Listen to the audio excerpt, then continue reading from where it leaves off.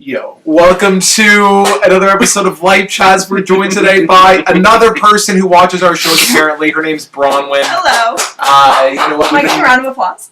That's you got. So, allegedly, you've been watching the show now for a little bit, and you actually like the show. I started with the Bad Dating Stories episode. Oh, that and old then gem. I've been going from there. Top Gun. I've been going from there and kind of rewatching. So. Man, your life must be incredibly boring, or work must be really slow. Either way, you know what? I'm glad that we actually. No social life. It's fine. I'm glad that you can admit to watching these shows. It's almost embarrassing to post this on Facebook, but people are like, "Oh, we got like 25 views." All right, some of them get hundreds and hundreds. Do they? So, yeah. Which ones? Is that just me rewatching? No, it's not. Okay. That's me always reloading the page. Let's crank up this view number. But no, so I was thinking. You do that too? No, just me. Oh, just you. So my manager, your ex-manager, rest in peace, Tommy Bahama. You're killing Tommy? No, I mean eventually, like, because you left, you get a job, you go to school, you get a job. You tell Tommy Bahama just to forget itself. It's just like, okay. I love Tommy Bahama. Hi, Jamie. Yeah, no. So Jamie. Had a great idea. He's like, why don't you talk about why millennials are just like so flaky and like they're so sensitive, like snowflakes and stuff. He used that word. I wonder like, people if are being it's so sensitive. he has personal history with millennials, and that's why he's. Yeah, he's a manager at a clothing store, so he has a lot of experience working with young people. So I thought it was interesting because I don't know about you guys, but I can in my own experience with life and stuff, people are almost surprised when. As someone who is a millennial, that I tend to look after myself and like do things for my own. Like I don't have mom and dad make appointments for me to see the doctor, or I don't have mom and dad do all this stuff for me. I take care of it myself. And a lot of people are actually surprised when they see a young person like myself taking that charge and saying, "Oh, you're not having mom and dad look after you?" And I'm like, "No, that's what I do." So it's interesting when. Apparently, a lot of people are saying that young people don't do things, or they're just very sensitive, or they're very flaky, or they don't know how to commit to anything, or they just don't know how to make good life decisions. Like, do you guys feel like we're the exception? Can we brag about ourselves for a little bit, like just girl talk? Like, well, I was actually going to say Jamie gave me a promotion. I think I worked it for like a week and then quit, so I don't know. Why didn't you get one? To brag. Yeah, why did you get one? Why didn't you get one? Because I was. Yeah, why did I get one? It was offered to you. Yeah, I texted you. It was offered to you first, and I've been there longer. So anyway, so I was living in Oakville. That helps. I guess, yeah. Anyway, so Jamie likes me more. I can see that. Yeah, I like you better than me too. So it's okay. Finish your point. Yeah. I'm a person that flakes. Oh no! No, I think for me it was more. It was the anxiety that it took to actually quit that. Like. I told Jamie when I got the job, I was open with him. Yeah, I'm looking for something in my field still too, but it was also like I didn't expect anything to come up kind of that quickly, and there was a lot of anxiety about telling him. You just got the promotion a week later. It's just like I think it was 2 weeks, maybe even 3, because I got through like floor set, like you did some stuff. I tried to fix the back room. So for the viewers at home and myself that don't know, what's your field? That's right. So I went to school for communications media studies. Oh, sick. And I recently got a job at a marketing consulting company called Boutique Growth, and I'm the operations manager. Oh. So it's like a big girl job. Yeah. I know, it's weird. Yeah, no, it's good. Making bank, man. It's a 9 to 5 job. Ooh. And it's I've only done it What are you working? I'm joking. You're a teacher. What are you working? No, I'm not. Are you on March break now? Yeah. Yeah. So, take a break. But you look at your students. Sorry, we'll get back to you in a second. We'll look at your students. Don't say my students. Well, they're your students that you look after. Yeah, like you teach them and stuff. You're a babysitter. Glorified babysitter. So, like, how would you say are kids very sensitive in the classroom? Yes. Like, they don't know how to take a joke, or they are quick to say, "Oh, Mr. Kakama, we're going to ruin your career and stuff." If you say something they don't like. I think I ruined my own career just about. Thank you. Oh, why did I say that? The truth comes out. I think right now, it all comes to technology. I think that's what it is. We're living in a time of variety. And the thing is, this does everything, and it does many things at the same time. So what you have is, when we grew up, you and I, because you're a little bit younger than us. Baby. So when we grew up, we didn't have all this technology stuff. You had like VCRs and we had stuff. VCRs. Remember we had to wait for like CDs to load? We had to wait, Kevin. Yeah. We had to frickin' wait. Yeah, we did. did. The F word, okay. Yeah, thank you. We had to wait for stuff. And now it's just becoming a thing where people need instant gratification. Yes. That's what it is, you know? This stems with, you know, everything. Like, they don't want it, like, oh my goodness. Like, I'm talking to young people about internet speeds, and I'm like, well, you know, I don't want to wait for anything, you know, I want stuff to load just like that. And I think that's what, I don't think this just goes to millennials. I think it goes into like older generations too. Now it's they've adapted and they are now used to. They're getting like, oh my god, when things are slow. Yeah, my mom hates watching commercials. She's like, I don't want to watch that. I don't want to watch commercials. I said, but you were of a generation where TV. You had decades worth of waiting for commercials. And you never cared. Yep. They had no choice. That was the way life was. TVR wasn't a thing. Yeah. My parents and I always laugh if we start a show later, like we've recorded it, we start a show later, but it hasn't finished recording yet. Right. And we catch up to it. My mom will be like, oh, God. And it's a joke. Like, she's fine to watch commercials. I hope so. But it fully is like, caught up. Okay, now we can. Yeah, so I think that's what it is now. It's just the millennials. They want... I swore. What's wrong? I swore. So I love you too. It's not home is no. I thought this was Toronto versus everybody shirt. My bad. Yeah, I was like that's Kevin versus the videos. Yeah, no, Kevin versus Bronwyn's pal now. Sorry, Mom. So, hi, Mom. So that's what it is now. It's just like we want everything now, and we want it 100%. Yeah. And with millennials, they don't wait. They don't have time to wait. They're like on the Snapchat like crazy, and it's like, can you wait for a second? I remember I was moving something with and it was like a box. I was moving a box with an 18-year. I don't know. box with an 18-year-old. I was gonna No, say, okay. This is when I was working at the pharmacy. Sorry, this is Okay. why. Okay. So moving drugs with an 18-year-old. No. Okay, yeah. It wasn't Continue. drugs. It was candy bars. Anyway, What, actual candy bars. Oh, I want edibles. Yeah. I'm going. He's got. So anyway, so we're moving this box, right? And so she all of a sudden gets a Snapchat, and we're literally like 20 more seconds, and we put the box to its destination. And she's like, "Oh, I have to respond to this." I'm like, "No, you don't." I'm like, 20 seconds. That can't wait. She's like, "No." So that's just how it is. And you know, I see people all the time on their phones just buried deep in there. And So, Bronwyn, let me ask you this then: Yes, do you feel because of what Michael just said about this instant gratification that the reason why jobs aren't panning out for kids is because they don't want to put in the effort? Like, if they don't see immediate results, they're just quick to leave? Or is that related, do you think? I don't think it's quite the immediate. I feel like people don't want to. It's not that they are quick to leave; it's they're slow to accept it because they don't want to start at the bottom. Like, if you're starting a job, you can't walk in and be like, that instant, I'm like, I gonna need start to be like I'm not up. going to do like a grunt level work. I want to start at like sub manager position. I'm not It's gonna like start- you haven't worked in any kind of role in that fashion ever. You're not starting expect first floor; you're starting basement, Yeah, and you got to work your way like up. everyone else. Yeah.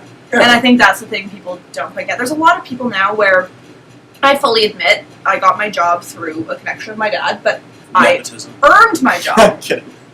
My parents have always said they'll help get us basically to the application, but we have to push ourselves past that and earn the position. They'll give you the interview. You just gotta show up. Oh, if they give me the interview, that's big. They usually give me the introduction, and I got to get the interview. Like then you're hustling. which Yeah, that's again, well, not too big of a struggle. Thanks, Mom and Dad. Yeah. But there's people who I find their parents basically say, "Here's an internship, here's a job, here's this," and then it's a job that they automatically get weekends off, and they probably don't work that late, and they're not working Friday nights. Like, it's literally people are being handed these positions. Yeah, they're not really working for it. They're just kind And of like, that's not I'm on it. everyone. No, but like, But yeah, for sure. I think for like ones that can get like, I mean, Michael, you're you look at your experience, and one could say the reason why you're a teacher is because you have family history of teachers working in your family. As a supply teacher, yes. Yeah, so like, I feel it's like I'm sure that helped you out a little bit though. Like just knowing your family members who work in the board, they're like, okay, yeah, so you're this person's kid. Like obviously you have an introduction before you even know these people. I just applied, and I just was interviewed by one dude who didn't know who I was. I think in that instance, though, you Well, get that's the inside track, like you know what to expect more. Like I don't know your story. I don't know it either. What's the story? Do we have time? We don't have another hour and like 45 minutes, and that was just this week alone. But I knew what to expect in terms of like how to present myself because I've been watching them do it for so long, so I knew how to do that. In terms of the interview, I had someone else help me with that. Yeah. So I was just memorizing it. Oh, never mind. No, I was not memorizing. It is. No, in an interview, you're memorizing answers. But I knew how to conduct myself and exactly. And what were like the key things that they were looking for. Yeah. Mm-hmm. So yeah. Now, do you feel like it's like how do you is there anything that we can do to fix this sense of entitlement? That you can fix this sensitivity, because I feel it's like hard. Especially like at work, and I'm guilty of this. Like I take some constructive criticism personally, but I'm getting better at not being so sensitive, and I'm conditioning myself to think, okay, you know what? Don't think of yourself as being so high that any sort of like negative comment against you is seen as like destroying. It's like take the feedback and work on it. I think because we're living in a generation of everyone gets a participation trophy, everyone thinks they're a winner. Yeah. I'm sorry. If you score 4 goals on your own team, you're not a winner. You're a loser who just happened to score 4 goals on their own team. And they would get reprimanded for that. You're a really big loser, actually, if you're doing that. Is this personal experience? No, not from me. No. When we coached a soccer team, remember that one? You're like 4 years old. 3 or 4 years old. Okay, I think at that age you get a participation trophy. Once you've reached like you're 4 years old, like you're going for the throat kid, like we're treating you every time. But here's the thing though, because this I'm not talking about 3-4 year olds. Like this is like it just older and older. Like people like they just don't keep score anymore. I'm like, what are we teaching these kids? I mean, with competitive sports, like even when we played like house league, soccer, when we played house league soccer together, that taught me how to not only how to win, but what to do in order to achieve my goal. And what to do when you lose. Exactly. Losing is an important lesson you're going to get. Exactly. And these kids, parents these days are so afraid because they lost a lot when they were kids, and they don't want their children to experience losing and loss. So they shelter them from that. So they don't have that sense of what it is to lose. And then when they do lose, they conniption. Well, my thing too is also my parents. It was always if I got a bad grade. Sometimes maybe the teacher wasn't teaching it the way I needed to. In that case, I got like a tutor or I worked on it. But if I got a bad grade, that was my fault. Right. Now, big quotes around my fault, but now it's the teacher. Yes. It's like I've heard of stories of people where a student gets a bad grade, the parent goes into the teacher and says, "You're not teaching this right." And like, don't get me wrong, I went home with math homework sometimes. My dad would be like, "Okay, well, this is how you're learning it, but this is how I know it, so I'm going to help you in this way." You get the same answer. I think you're absolutely right. But like, that happened a little bit when we were in school, you know what I think is actually really interesting? Sure. I don't remember what was interesting, but you know what?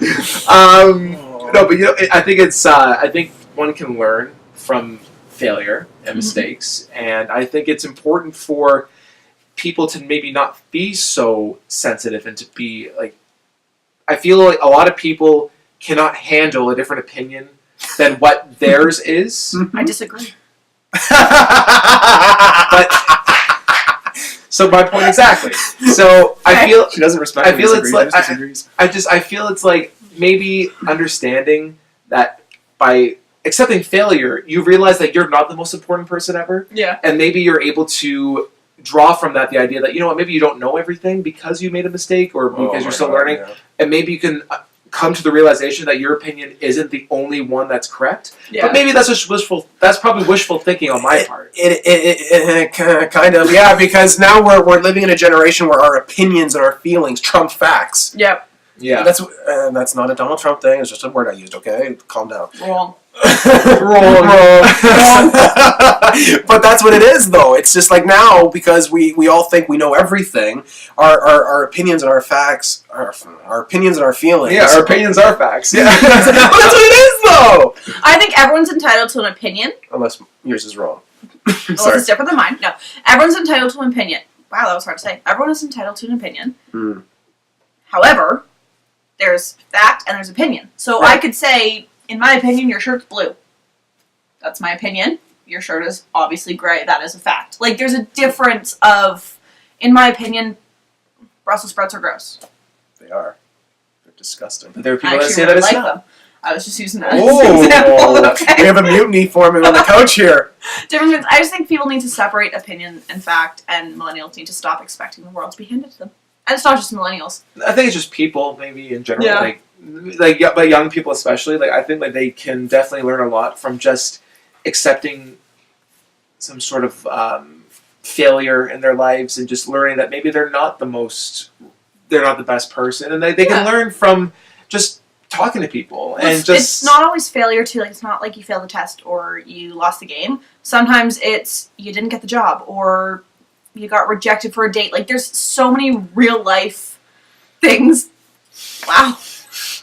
Why do you just? Because you gave yourself like this dejected look. I was just sympathizing with you. Yeah. Nothing happened. Continue on, Bronwyn. You need to learn how to do this. Or sometimes you win because you're the coolest guy, and then and in that case, people need to learn in different situations. So losing the hockey game when you're little equates to maybe not getting the job when you're older. You've learned, you know what, there's someone better than me for whatever reason, and it sucks, you're upset, you move on. No, and, You have a different job. Yeah, don't be a teacher, just like... Or a different... I got many hats, man. I wear many hats. You do. You're not wearing your 416 hat, though. I forgot it. That's too bad. Yeah, whatever. Yeah, so at least I'm repping Toronto now. What's your excuse? Yeah. I do it every week. Well, not every week. Whenever we do these, yeah. Sometimes it's a month or 3 weeks. No, but you know what, though? I think it's definitely a lot we're trying to fit into like a short amount of time. Should we... This should be like a series. Yeah, Should no. we So Christina episode? Like, No. like longer? No. So we're gonna have you back. He doesn't We'll like that one. we'll have to have you come back for another episode, and you know what? Because you've been an amazing guest. We I love feel having you it's here. it's been so nice, I and hate compliments. Jamie can watch this and be so jealous that. That makes me happier than a compliment. What the heck? You can't really. Okay, we're running out of time. Let's wrap this up. Yeah, so Bronwyn, thank you so much for coming on Anytime. tonight.